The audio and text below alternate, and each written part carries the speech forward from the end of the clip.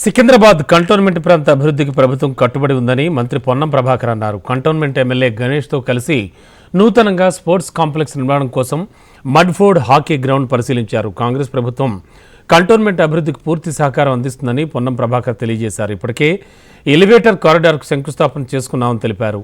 ఈ కారిడార్లో భాగంగా రోడ్లు, హైవే, మెట్రో ఒకేసారి నిర్మాణం ఉంటుందని చెప్పారు. మారేడుపల్లి నుంచి అల్వాల్ వరకు ఎలివేటర్ కారిడార్తో మెట్రో లింక్ అయి ఉంటే ప్రజలకు ట్రాఫిక్ ఇబ్బందులు ఉండవని తెలిపారు.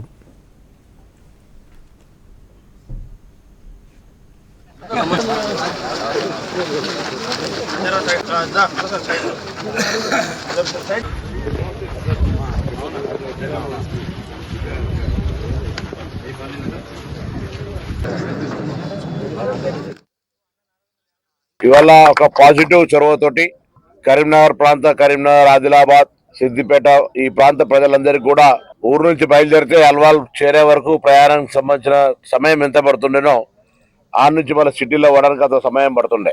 స్టేట్ హైవే నెంబర్ 1 కావచ్చు, NH44 మీద ఎలివేటెడ్ కారిడార్స్ కొరకు మనం గతంలోనే శంకుస్థాపన చేసుకున్నాం.